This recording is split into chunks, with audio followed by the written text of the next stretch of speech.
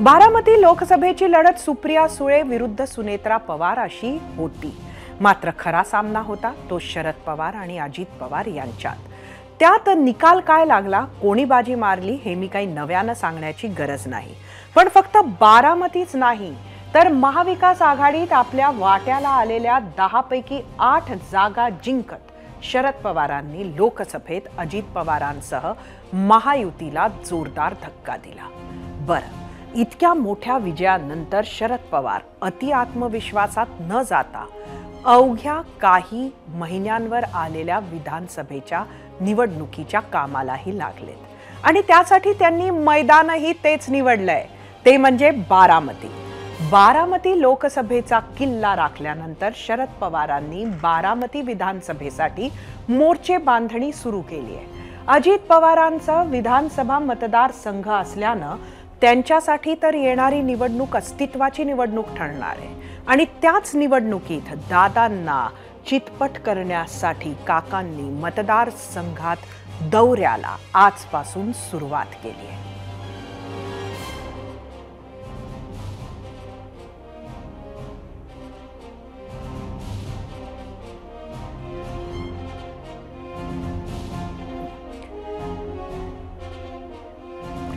याच दौऱ्यावर होता आजचा आपला दुसरा प्रश्न. तो पाहायला जाऊया आपल्या पोल सेंटरला. आजचा आपला दुसरा प्रश्न: बारामती विधानसभेच्या तयारीसाठी शरद पवार मैदानात. अजित पवारांसमोरील वाट बिकट आहे असं वाटतं का? तुम्हाला सांगायचं होतं होय किंवा नाही. बारामती लोकसभेत सुप्रिया सुळे यांना सुनेत्रा पवार तुल्यबळ लढत देतील अशी अपेक्षा होती. मात्र 1,58,000 मतांनी सुप्रिया सुळे आरामात विजयी झाल्या. 6 पैकी फक्त खडकवासला विधानसभा मतदारसंघात सुनेत्रा पवार यांना आघाडी मिळाली.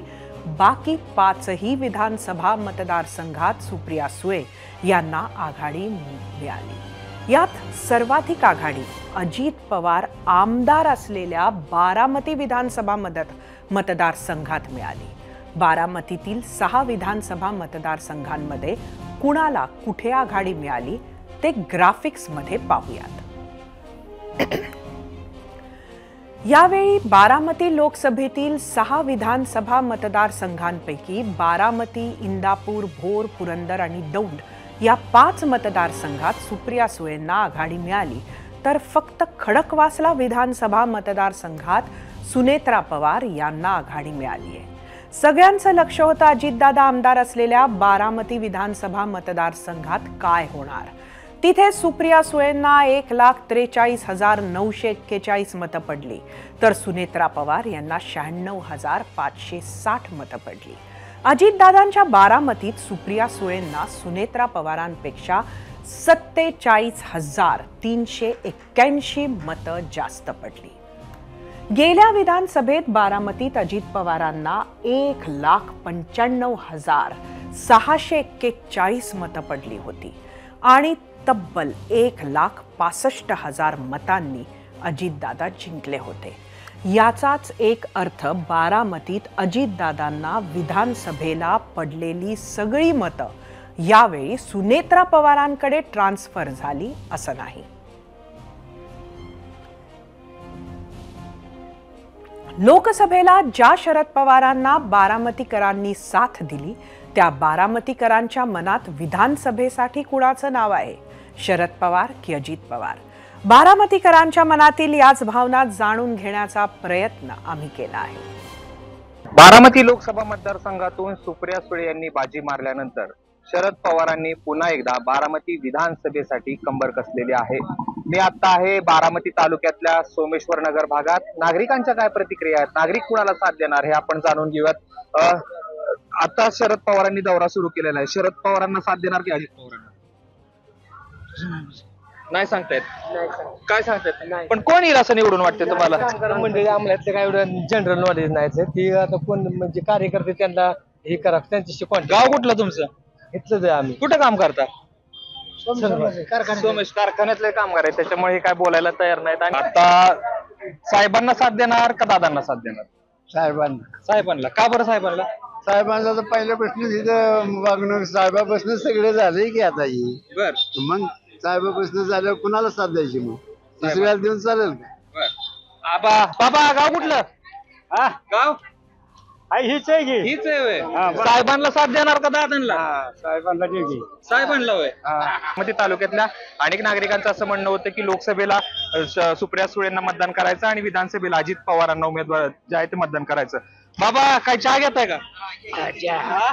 कुठलं गाव वाणेवाडी वाणेवाडी वे साहेबांना मतदान करायचं का आता दादांना साथ द्यायची कुणाला द्यायची कोणा साहेबांना साहेबांना द्यायची का बरं साहेबांना मग आता जे सहकार्य करतात आम्हाला म्हणल्यावर तरुण मुलं आहेत काहीतरी नाही बोलत नाही.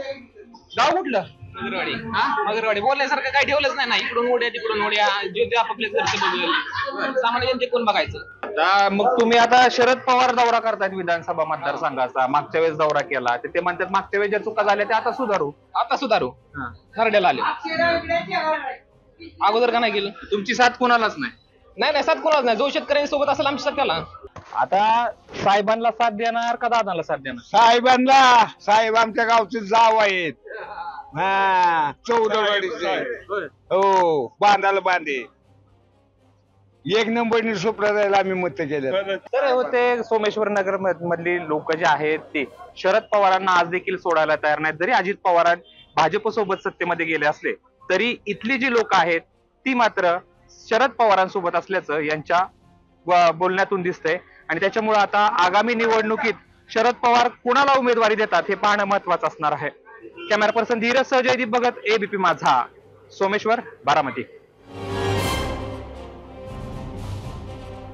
आताच आपण बारामतीत होतो.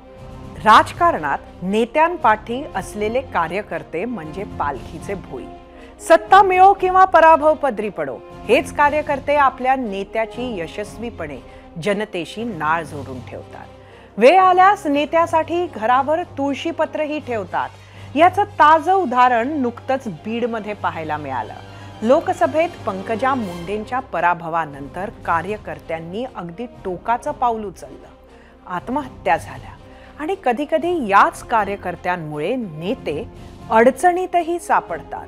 जसे सध्या काँग्रेसचे प्रदेशाध्यक्ष नाना पटोले निशाण्यावर आले आहेत. झालं असं की नाना पटोले काल अकोल्याच्या वाडेगाव येथे संत गजानन महाराजांच्या पालखीच्या दर्शनासाठी पोहोचले.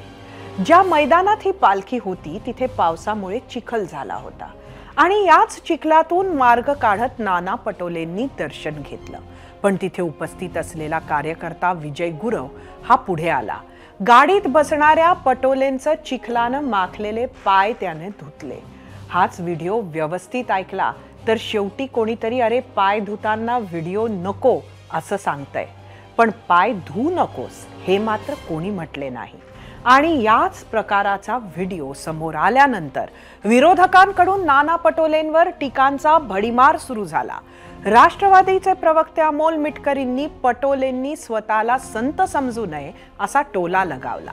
तर शिवसैनिकांवर ही पाय धुवायची वेळ येणार अशी टीका संजय शिरसाट यांनी केली आहे.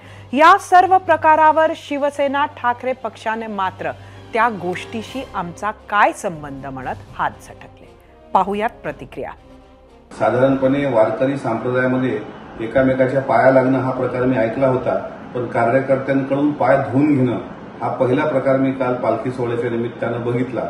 आणि जर असाच कार्यकर्त्याला नेते फक्त वापरून घेऊन आपले पाय धुवायला लावत असतील, मला असं वाटतं हे निंदाजनक गोष्ट आहे. ही अत्यंत संतापजनक घटना आहे. नेत्यांनी कार्यकर्त्यांकडून पाय धुवून घेणे मला असं वाटतं हा लोकशाहीचा आणि त्या कार्यकर्त्याचा अपमान आहे. त्याच्यामुळे नाना पटोलेंनी स्वतःला संत समजू नये आणि विशेष म्हणजे कार्यकर्त्याला अगदी आपला नोकर समजू नये. अरे ते शिवसेना प्रमुख होते जे शिवसैनिकाला कवच कुंडल म्हणायचे आणि हे महाशय आता पाय धुवून घ्यायला लागलेत. बाळासाहेबांना कधी पाया पडल्याचं सुद्धा आवडत नव्हतं, परंतु आता शिवसैनिकांनी हा विचार केला पाहिजे.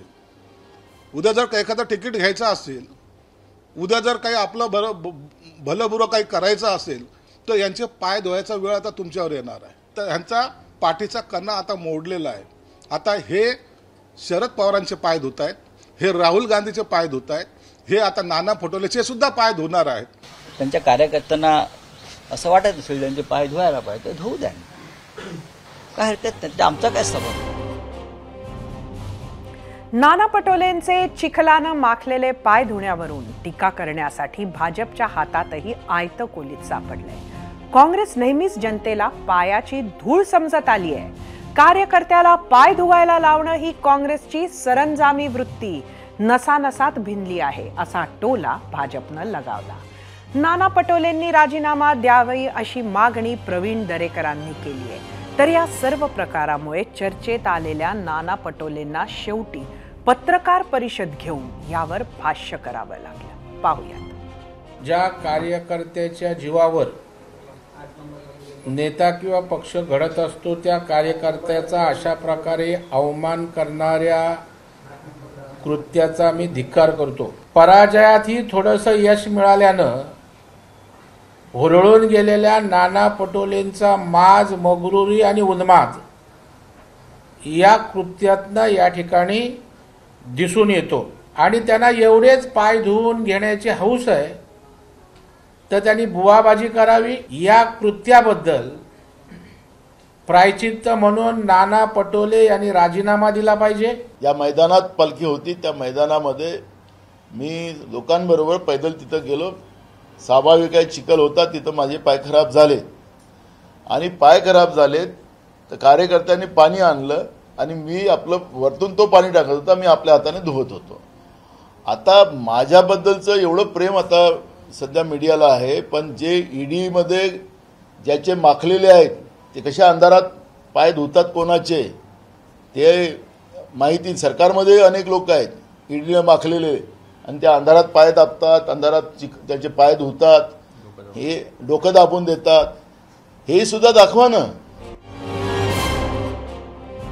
आता परत जाऊयात बारामतीत आजच्या भागातील दुसऱ्या महत्त्वाच्या प्रश्नाकडे. त्या प्रश्नावर तुम्ही दिलेल्या प्रतिक्रिया पाहण्यासाठी जाऊया आपल्या मीडिया सेंटरवर. आजचा आपला दुसरा प्रश्न. बारामती विधानसभेच्या तयारीसाठी शरद पवार मैदानात. अजित पवारांसमोरील वाट बिकट आहे असं वाटतं का? बघूया सोशल मीडियावर काय आल्यात प्रतिक्रिया. एक्स वरून प्रवीण मुंदडा. बिकट नाही, वाटच उरलेली नाही, वाट लावून टाकली. युट्यूब वरून विजय काढलक. शरद पवार बारामतीचे शिल्पकार आहेत, परंतु त्यावर कळस चढवण्याचं काम दादांनी केलं. बारामतीकरांनी खासदारकीला साहेबांना साथ दिली, आता दादांना साथ. युट्यूब वरून प्रतीक कुबळे. अजित पवारांनी बारामतीत निवडणूक नाही लढली तर बरं होईल. युट्यूब वरून संतोष शेटे. बारामतीमध्ये शरद पवारांना मानणारा मोठा वर्ग आहे, त्यामुळे अजित पवारांना विधानसभा अवघड जाणार हे नक्की. युट्यूब वरून अनिल मुळे. अजित पवार हरणार हे नक्कीच. फेसबुक वरून प्रवीण यादव. बारामतीत अजितदादा निवडणुकीत नेत्रदीपक यश मिळवणार. इंस्टाग्राम वरून विश्वजित पाटील. नुसतं बिकट नाही, खूप बिकट आहे.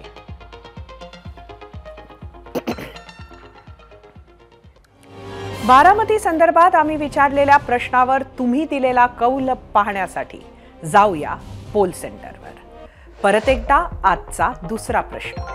बारामती विधानसभेच्या तयारीसाठी शरद पवार मैदानात. अजित पवारांसमोरील वाट बिकट आहे असं वाटतं का? एकूण 52,000 मतं युट्यूबवर. 88% होय म्हटलंय, 12% नाही. इंस्टाग्रामवर एकूण 2,000 मतं.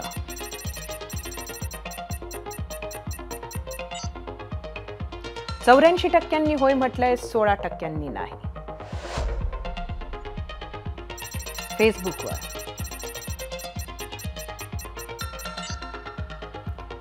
70% होय म्हटलंय, 30% नाही. एक्स सकौल 80% होय म्हटलंय, 20% नाही. महाराष्ट्राच्याच नाही तर देशाच्या राजकारणात बारामतीचं वेगळं महत्त्व आहे. 2014 लोकसभेपासून मोदींच्या भाजपनं बारामती काबीज करण्यासाठी भरपूर प्रयत्न केले. मात्र मोदी लाटेतही त्यांना यश आलं नाही. गांधींचा गड असलेल्या अमेठीत भाजपनं राहुल गांधींना हरवून दाखवलं, मात्र बारामती त्यांच्या टप्प्याबाहेरच राहिली. लोकसभेला पवार कुटुंबातच लढत झाली. शरद पवार की अजित पवार असं धर्मसंकट बारामतीकरांसमोर पहिल्यांदाच उभं राहिलं. साहेबांनी इतकी वर्ष दुखावलं नाही, आता या वयात कशाला दुखवायचं अशी चर्चा बारामतीत होती. अखेर बारामतीकरांनी आपला कौल शरद पवारांच्या बाजूने दिला आणि सुप्रिया सुळेंना सलग चौथ्यांदा दिल्लीत पाठवलं. लोकसभेला शरद पवार म्हणजे सुप्रिया सुळे, तर विधानसभेला अजितदादाचं ठरलं असल्याचंही बारामतीकर सांगत होते.